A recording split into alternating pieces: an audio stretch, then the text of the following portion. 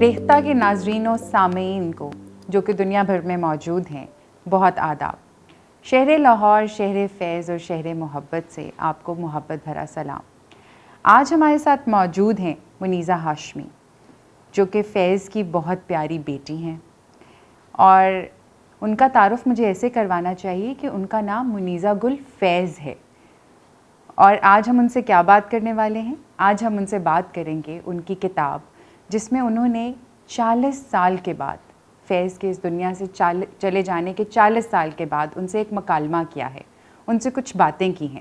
اس کتاب کا عنوان ہے Conversations with my father, 40 years on, a daughter responds۔ تو آئیے منیزہ گل فیض سے پوچھتے ہیں کہ یہ کتاب لکھنے کا خیال کب، کیوں اور کیسے آیا۔ آداب۔ آداب، بہت شکریہ، اور ریختہ کا بہت شکریہ کہ انہوں نے مجھے انوائٹ کیا، دعوت دی، اور میں آج کچھ باتیں ان کے سامعین سے اور ان کی آڈینس سے کروں گی۔ بالکل، ہم ناظرین سامعین دونوں سے باتیں کریں گے، اور آپ سے پہلا سوال جو ہر سننے اور دیکھنے والے کے ذہن میں اس وقت ہے وہ یہ کہ یہ کتاب جس کا انگریزی میں نام ہے، جو میں آپ سب لوگوں کے سامنے لوں گی، Conversations with my father, 40 years on, a daughter responds۔ تو یہ کتاب لکھنے کا خیال کب، کیسے اور کیوں آیا؟ فیض صاحب نے مجھے بہت سے خط لکھے، کیونکہ فیض صاحب مجھ سے اور خاندان سے دور رہتے، کبھی جیل میں، کبھی اور سفر اپنا، کوئی کانفرنسز، کوئی سیمینارز، اور پھر وہ ایسا وقت آیا جب وہ کوئی 7-8 سال اس ملک سے خود دور رہے، کیونکہ یہاں کے حالات کچھ ٹھیک نہیں تھے، تو وہ سیلف ایگزائل میں چلے گئے اور بیروت میں رہے اور دنیا کی بہت سے مختلف ممالک میں رہے۔ تو وہاں سے مجھے خط لکھتے رہے۔ خط لکھنے کا انہیں میں سمجھتی ہوں شوق تو نہیں کہہ سکتی ہوں، لیکن وہ میرے خیال میں انہیں مزہ آتا تھا، کیونکہ وہ ایک طریقہ تھا جس میں وہ ہم سب لوگوں سے ایک رشتہ رکھتے تھے۔ اور یہ صرف خط مجھے نہیں، میری ہمشیرہ کو اور میرے بچوں کو اور اس کے بچوں کو بھی۔ تو میرے بچوں نے وہ جو 6-7 سال گزارے ان کے بغیر، وہ ان خطوں کے ساتھ ان کا ایک رشتہ رہا۔ اتنی دیر کے بعد کیوں یہ خط میں نے سنبھال کے رکھے، وقت گزرتا گیا، نوکری، بچے، ذمہ داریاں، مصروفیات وہ رہیں، اور پھر جب میں اب جسے کہہ سکتے ہیں آپ کے ایک سینئر سٹیزن، یا ایک اب ایسے وقت پہ آئی ہوں جب میں ریٹائر ہوئی ہوں، تو میں نے دیکھنا شروع کیا، پڑھنا شروع کیا، ان خطوں کو پڑھ کے ان کو یاد کرنا شروع کیا، تو مجھے محسوس ہوا کہ یہ خط میرے تو ہیں، مجھے ہی لکھے ہیں، لیکن ان میں ایسی باتیں ہیں جو دنیا کو بھی پتہ چلنی چاہیے، کیونکہ فیض صرف میرا نہیں ہے، فیض دنیا کا ہے۔ تو اس لیے میرے خیال میں یہ خط میں نے پھر سوچا، ان کو اکٹھا کیا، لیکن پھر یہ تو ایک میں سمجھتی ہوں جو میں نے اس کتاب میں لکھا ہے کہ ایک بڑی عام سی بات ہو جاتی کہ میں صرف خط لے کے ان کے اور پھر ان کو شائع کر دیتی۔ اتنے سال گزر گئے ہیں میری زندگی میں، اتنی تبدیلیاں آئیں، اتنے اتار چڑھاؤ آئے، میں چاہتی تھی میں اپنے باپ کو بتاؤں، تو میں نے اس کتاب کے حوالے سے پھر انہیں آج کے دور میں خط لکھنے شروع کیے، اور خط لکھے اور انہیں بتایا کہ میرے ساتھ کیا بیتی، میں کہاں کہاں گئی، کس کس سے ملی، میرے دل میں کیا کیا خیال آیا، مجھے ان سے کیا کیا شکایتیں ہیں، تو یہ بھی میں نے اس کتاب میں لکھا ہے۔ تو Conversations with my father جو ٹائٹل ہے اس کا، وہی اسی سے ثابت ہو گیا کہ یہ ایک مکالمہ ہے باپ اور بیٹی کا۔ باپ نے کیا کئی سال پہلے، بیٹی اب کر رہی ہے۔ یہ تو آپ نے بڑی آسان زبان میں پرو کے ہمیں بتا دیا کہ اس کتاب میں ایک مکالمہ ہے ایک باپ اور بیٹی کے درمیان، لیکن باپ کوئی عام باپ نہیں ہے۔ باپ وہ ہے جس کو ہم سب ایک انسان دوست شاعر، ایک امن پسند شاعر کے طور پر جانتے ہیں، ایک ایسے انسان کے طور پر جانتے ہیں جس نے ساری عمر ہر کسی کو اپنا سمجھا اور اپنا بنایا، اور اتنا اپنا بنایا کہ آج بھی دنیا کے ہر کونے میں کسی نہ کسی وقت ان کا کلام جو ہے وہ ایک نعرے کے طور پر یا ایک نعرے حق کے طور پر بلند کیا جا رہا ہے اور کیا جاتا رہے گا۔ تو یہ تو ہم سب جانتے ہیں کہ فیض امن کے شاعر تھے، دوستی کے شاعر تھے، پیار محبت کے شاعر تھے، بالکل، اور اپنائیت کے شاعر تھے. ایسا کون سے راز ہیں فیض کی شخصیت کے بارے میں، فیض کے ایک باپ ہونے کے ناطے، جو ظاہری بات ہے صرف آپ جانتی ہیں، تو وہ کون سے پہلو ہیں ان کی شخصیت کے جو آپ نے اس میں پہلے خفی تھے اور آپ نے اس میں بتائے ہیں وہ سب کو؟ اچھی بات تو کہنی یہ ہوگی کہ میں نے بہت سی باتوں پہ کچھ پردہ ڈالا، لیکن میں اس قسم کا شخص نہیں ہوں. جو مجھے جانتے ہیں وہ جانتے ہیں کہ میں کافی جو دل کی بات ہوتی ہے وہ زبان تک لے آتی ہوں.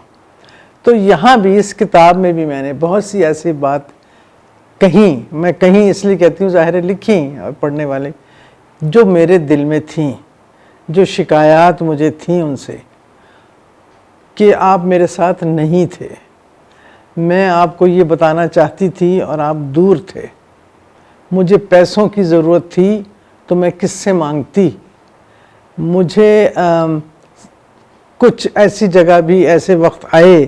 میں پاکستان ٹیلی ویژن میں 40-42 سال تک میں نے کام کیا. اسٹیٹ براڈ کاسٹر ہے وہ، آج بھی ہے. تو وہاں اور ایک زمانے میں وہ واحد چینل تھا. تو اس کے اوپر جتنی پابندیاں اور جتنا کنٹرول جو کہ آج بھی ہے اس وقت بھی تھا. وہاں آزادی خیال نہیں تھی اور آج بھی ہے. اب فرق، اب وقت کے ساتھ ساتھ فرق ہو گیا. وہاں فیض پر پابندی تھی اور میری وہاں موجودگی بہت سے لوگوں کو چبھتی تھی. تو میں نے پھر وہ جو ایک باب ہے اس کتاب میں، my life in tele vision, وہ بھی میں نے بہت ایکسپوز کر کے، اور میرا خیال ہے کہ ذرا طریقے تمیز سے لکھی، کہ انہیں بتایا کہ کس طرح میں نے وہ وقت گزارا، وہ 11 سال 10 سال گزارے. اور وہ خط جو ان کا، اس کی میں سمجھتی ہوں جواب میں تو نہیں لیکن آیا کہ میں سمجھتا ہوں کہ تم پہ پابندیاں ہیں، میں سمجھتا ہوں کہ تمہارے اوپر ایک مشکل وقت ہے، لیکن تم سوئچ آف کر لیا کرو. اور پھر جو رائے انہوں نے دی ہے سوئچ آف کرنے کی، بھی ہمارا تو یہی نسخہ ہے. اچھا، فیض ہمیشہ، فیض میں نہیں کہتے تھے، ہم کہتے تھے. اور یہ میں سمجھتی ہوں کہ یہ ان کی ایک پرسنالٹی کا حصہ تھا، ان کی شخصیت کا حصہ تھا کہ وہ کبھی اپنے آپ کو فرد واحد نہیں سمجھتے تھے، وہ دنیا کا ایک فرد اپنے آپ کو سمجھتے تھے.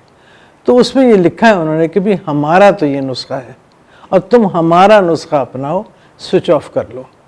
یہ خط پڑھنے والا ہے اور اس خط نے مجھے اتنا سکون دیا کہ یار یہ تو اتنا آسان کام ہے.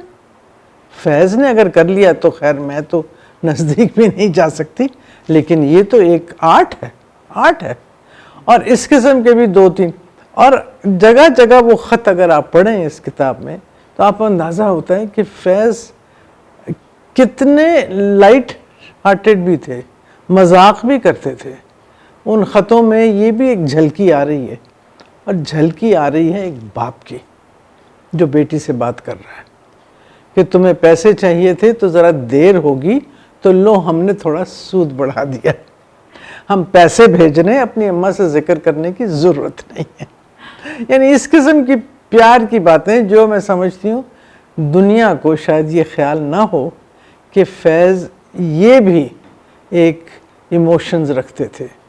اور پھر ظاہر ہے، اور جو میں نے اس میں پوسٹ کارڈز بھی رکھے ہیں جو انہوں نے اپنے نواسوں کو لکھے. میرے 2 بیٹے ہیں اور دنیا کے ہر کونے سے وہ پوسٹ کارڈ ہے. اور بھائی ہم یہاں اس وقت ہیلسنکی میں ہیں، بہت خوبصورت شہر ہے، بہت صاف شہر ہے، کبھی تم بھی آنا، تم بھی دیکھنا. تو اس کے اور کئی دفعہ میرے بچے جب چھوٹے تھے ظاہر ہے پوچھتے تھے ویئر از نانا، یہ کون سی جگہ ہے. تو چلو اسی بہانے پھر میں نے انہیں بتانا اور جو کچھ بھی. تو یہ بھی ایک کنیکشن ان کا رہتا تھا کیونکہ بچے بڑے ہو رہے تھے. اور یہ ایک وقت تھا، ایک وقت ایسا آیا جب انہوں نے اس کا ذکر بہت یوں سمجھے ایک طرح سے کیجولی کیا، لیکن انہیں محسوس تھا کہ تمہارا بچپن تو میں نے مس کر دیا کیونکہ میں جیل میں تھا، اور تمہارے بچوں کا بچپن میں اب اس لیے وہاں نہیں ہوں کیونکہ وہ باہر تھے. تو میرے خیال میں ان کے دل میں ایک کسک تھی تو اس لیے یہ اس قسم کی باتیں ہیں جو کبھی پہلے لوگوں کو کہیں بھی نہیں معلوم تھیں، اور میں نے یہ خط جب شائع کیے ہیں اور اپنی بھی کہانی لکھی ہے تو لوگوں نے، جو جتنے بھی میرے دوست بھی ہیں اور بھی ہیں، بہت پسند کیا ہے۔ آپ کی بات سنتے ہوئے میرے ذہن میں خیال آ رہا تھا کہ نسخہ ہائے وفا ایک ایسی کتاب ہے جو دنیا میں ہر شخص نے تو نہیں پڑھی ہوگی، لیکن زیادہ تر لوگوں نے پڑھ رکھی ہے۔ اور آپ کی بات سنتے ہوئے ایک اور خیال آ رہا تھا کہ خونے دل میں انگلیاں ڈبو کر آپ نے شکوے گلے سب ان کے روبرو کر دیے، اور انہوں نے کہا کہ کب یاد میں تیرا ساتھ نہیں، کب ہاتھ میں تیرا ہاتھ نہیں۔ تو کافی جواب تو ان کی کتاب سے بھی آپ کو مل جاتے ہیں۔ اگر نسخہ ہائے وفا آپ کھولیں تو جنہوں نے نسخہ ہائے وفا پڑھی ہے ان کو تو یہ کتاب ضرور پڑھنی چاہیے۔ اور یہ بات میں اس لیے نہیں کری کیونکہ میں اس لیے کر رہی ہوں کہ سب میں کتاب کو پروموٹ کر رہی ہوں، جو کہ میں کر رہی ہوں، لیکن نسخہ ہائے وفا پڑھنے کے بعد یہ کتاب پڑھیں تو ایک کنیکشن، ایک تعلق آپ کو نظر آتا ہے۔ تو نسخہ ہائے وفا تو شاعری کی کتاب ہے، ہمیں معلوم ہے۔ آپ کی جو یہ کتاب ہے conversations with my father 40 years on a daughter responds، کیا یہ آپ بیتی ہے؟ کیونکہ آپ کی باتوں سے لگتا ہے کہ یہ آپ بیتی ہے۔ کیا یہ ان کی زندگی کی کہانی ہے؟ کیونکہ آپ کی باتوں سے لگتا ہے کہ یہ فیض کی اس زندگی کی کہانی ہے جو شاید ہم سب نے نہیں دیکھی، جو ہماری ظاہر آنکھوں سے پوشیدہ رہی۔ کیا یہ سفر نامہ ہے فیض کا اور پھر آپ کا؟ کیونکہ اس میں بہت سارے باب ایسے ہیں جس میں آپ نے اپنے کچھ سفر کا احوال بیان کیا ہے۔ آپ فیض کے نقش قدم پر چلتی ہوئی سریا گئیں، پھر آپ فلسطین گئیں، پھر یروشلم گئیں، پھر آپ کشمیر گئیں، پھر آپ یاسر عرفات کی قبر پہ بھی گئیں، اور اس کے بعد اور بہت ساری ایسی جگہیں ہیں جن کا فیض نے ذکر کیا، اور آپ ان جگہوں پر پہنچی اور آپ نے وہ کچھ کیا جو آپ کو خیال تھا کہ شاید فیض اگر ہوتے تو وہ یہی کرتے، یا وہ یہ بات کہتے، یا وہ اس طرح سے اس جگہ کو وہ اس طرح سے بیان کرتے۔ تو صنف تو ذرا ہمیں بتائیں کہ کیا صنف ہے اس کتاب کی، کیا کہیں گے ہم؟ اگر یہ میں خود سمجھ جاؤں تو پھر میں بہت کامیاب ہو جاؤں، کیونکہ میں جب لکھتی ہوں تو بس لکھتی ہوں ایک روانی میں۔ اور جب میں نے کتاب شروع کی تو اس وقت تو میرا خیال یہ تھا کہ صرف میں کچھ خط اور ایسی بات کروں گی۔ وہ لکھتے لکھتے لکھتے کووڈ کا اللہ بھلا کرے اکیلے کمرے میں بیٹھ کے لکھنا جو شروع کیا تو لکھتی چلی گئی۔ تو ہاں، یہ ایک بہت ہی کانشس میرا ایک ارادہ تھا۔ جہاں جہاں میں گئی ان کی قدموں کے نشان میں نے دیکھے، وہاں پہنچی، جیسے مجھے لگا جیسے میں کچھ قرض اتار رہی ہوں یا کچھ، پتہ نہیں، مجھے معلوم نہیں ہے۔ اور ابھی حال ہی میں مارچ کے مہینے میں، اس مارچ کے مہینے میں ابھی عراق ہو کے آئی ہوں، اور ساری زیارات کی میں نے ظاہر میں گئی ہوں اور وہاں حاضری دی ہے۔ اور یہ مجھے پتہ چلا تھا کہ فیض نجف بھی گئے تھے، اور وہاں مولا علی کے مزار پہ بھی گئے تھے، اور ان کے کیا تاثرات تھے تھوڑے سے ہلکے پھلکے میں نے ادھر سے سنے۔ یہ مجھے اس وقت معلوم نہیں تھا جب میں گئی تھی، لیکن یہ سب کو معلوم ہے کہ فیض نے ایک مرثیہ لکھا ہے امام حسین کا۔ وہ مرثیہ میں لے کے کربلا پہنچی، اور وہاں امام حسین کے روضے پہ میں نے وہ مرثیہ سنا اور صدقہ دیا، اور امام حسین سے کہا کہ جس شخص نے آپ کے لیے لکھا تھا، یہ میں ان کا ہدیہ آپ کے سامنے پیش کر رہی ہوں۔ تو اس قسم کی میری کوششیں رہی ہیں۔ تو یہ کہنا کہ یہ مجھے خود نہیں معلوم، لیکن مجھے یہ ضرور اندازہ ہے کہ جس طرح اس کتاب میں زہرا نگاہ نے لکھا ہے، جس کا پیش رفس انہوں نے لکھا ہے کہ مجھے لگتا ہے یہ خط تمہارے پہنچ گئے ہیں، اور یہ وہاں بیٹھ کے فیض صاحب سگریٹ پی رہے ہیں، اگر سگریٹ پینے کی اجازت ہو جنت میں، اور تمہارے خطوں کو بہت زیادہ محظوظ ہو رہے ہیں پڑھ کے۔ تو ایک طرح سے یہ ایک کتھارسس کہہ سکتے ہیں آپ، کہ میں اپنے باپ سے وہ باتیں کہہ رہی ہوں جو شاید زندگی میں ان سے کہہ نہیں سکی، اور دوسری طرف یہ کہ شاید میں اپنے پڑھنے والوں کو اپنی زندگی کے بارے میں بتا رہی ہوں جو فرداً میں ہر دنیا کے ہر کونے میں نہیں کسی کو بتا سکتی۔ تو یہ ایک، میں سمجھتی ہوں کسی حد تک میں نے ایک ژانرا اپنا ہی بنا لیا ہے، وہ میں نے پڑھنے والے پہ چھوڑ دیا ہے کہ جس طرح آپ سمجھیں اس کو، اسی طرح اس کو پسند کریں یا ناپسند کریں۔ اور اس کو کوئی ٹائٹل دے دیں. یہ ٹائٹل میں نہیں دے سکتی. تو یہ تو ہم پڑھنے والوں پہ ہی چھوڑیں گے. اور دوبارہ آپ کی بات سنتے ہوئے مجھے فیض صاحب کا ہی شعر یاد آیا. کر رہا تھا غم جہاں کا حساب، آج تم یاد بے حساب آئے. تو شاید اس کتاب کو پڑھتے ہوئے پڑھنے والوں کو بھی فیض صاحب ہر قدم پہ یاد آئیں گے.